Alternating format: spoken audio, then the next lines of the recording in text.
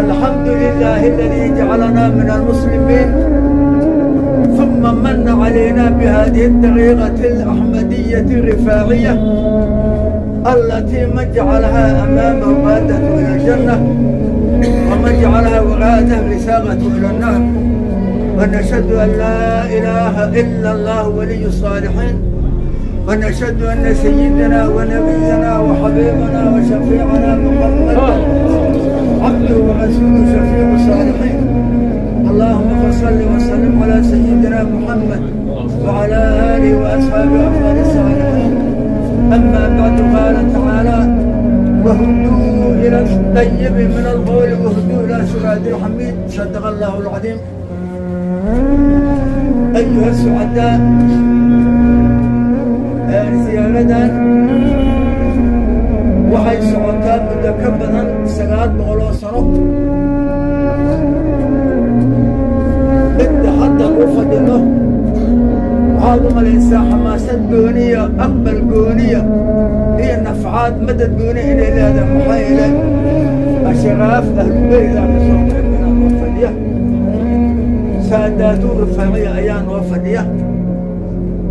waxaa la dhahaa xilqadi la raba ilaahay inuu aqbalo aalubeydka laga dhex fiiriyo. aalubeydkaa loo jooga.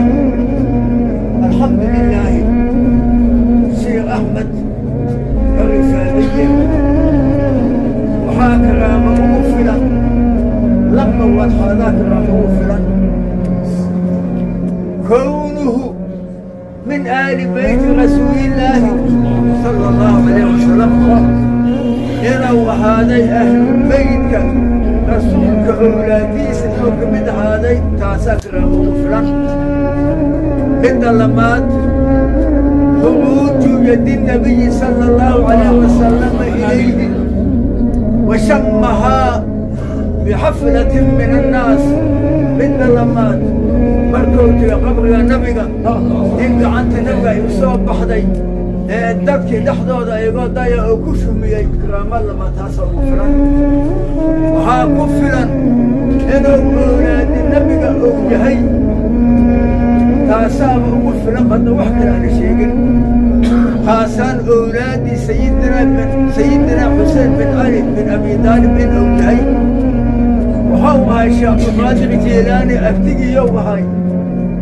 asaguna owlaad xuseen bin cali ou ahay. markii waa la yaqaan qasiidada ah fii xaalati lbucdi waa la yaqaan. hadda waktiska aqaana mayno markuu qabriga nabiga ou